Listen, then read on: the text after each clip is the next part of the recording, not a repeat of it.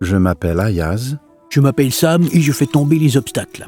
et je fais tomber les obstacles. Comment mettez-vous en pratique la défense de vos droits et intérêts? Quand je pense à la manière de revendiquer mes droits, je commence toujours par une approche amicale en disant « Je dois vous indiquer que j'ai une perte de vision. Et voici mes droits. » Je pense que lorsque vos droits n'ont pas été respectés et que vous devez faire face à une situation de défense des droits, la première étape est de déterminer exactement la situation et le droit qui n'a pas été respecté. Est-ce parce que vous êtes une personne qui est aveugle, parce que vous avez un chien guide ou pour une autre raison? Déterminez exactement le problème, puis envisagez les mesures à prendre. Alors il est vraiment très important de parler de défense des droits et intérêts, mais il ne faut pas oublier de passer à l'action. C'est donc ce que j'essaie de faire, parfois avec succès et d'autres fois sans trop de succès. Pour défendre mes droits, je commence d'abord par informer les gens. Ensuite, je le montre aux personnes et je termine en démontrant comment je peux le faire lorsque les bons éléments sont en place. Quelles étapes suivez-vous pour résoudre vos problèmes de défense des droits et intérêts? Lorsque je défends mes droits, pour intensifier ma démarche, j'utilise différents outils. Je commence par l'échange d'informations directes, individuellement. Si cela ne fonctionne pas, je m'adresse au superviseur de cette personne ou, au niveau de l'entreprise, en faisant des appels téléphoniques et en faisant parvenir des courriels. Vous pouvez sensibiliser le public à l'aide de votre site web, les médias sociaux, la radio, la télé, les médias de ce genre. Finalement, vous voulez vraiment rencontrer les personnes et obtenir leur adresse courriel pour tenter d'avoir une rencontre, pour présenter une demande. Et ce n'est qu'en face à face que les décisions se prennent le plus souvent. J'aime donc transmettre mon message de plusieurs façons.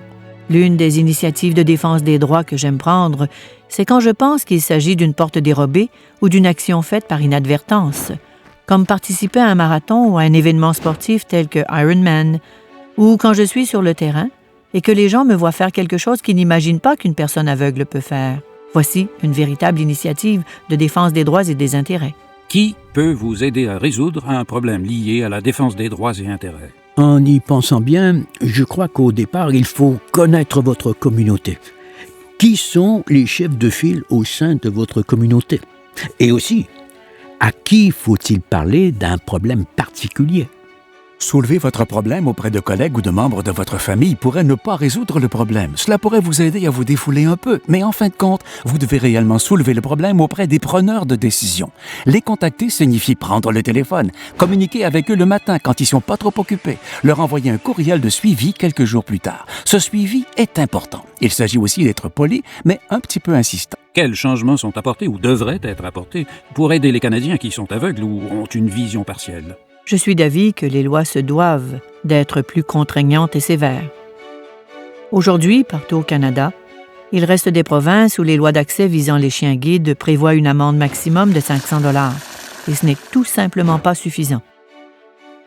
Plusieurs changements sont apportés au Canada à l'échelle municipale, provinciale et fédérale pour aider les personnes qui ont une perte de vision. Ces changements ne sont pas seulement physiques, mais aussi comportementaux. Si les personnes aveugles ou ayant une faible vision doivent participer plus pleinement à la société, contribuer réellement à pleine capacité, nous devons nous assurer que les technologies courantes, le partage des connaissances, les technologies de communication sont vraiment accessibles. Donc, grâce à nos technologies adaptées, nous pouvons prendre notre place au sein de la société et faire les choses par nous-mêmes. Je m'appelle Lawrence. Je m'appelle Robbie. Je m'appelle Diane et je fais tomber les obstacles. Et je fais tomber les obstacles. Et je fais tomber des obstacles. Pour plus d'informations, communiquez avec votre bureau INCA local ou visitez inca.ca pour obtenir des outils de formation à la défense des droits. Le financement pour ce projet a été fourni par une subvention de Novartis Pharma Canada Incorporé.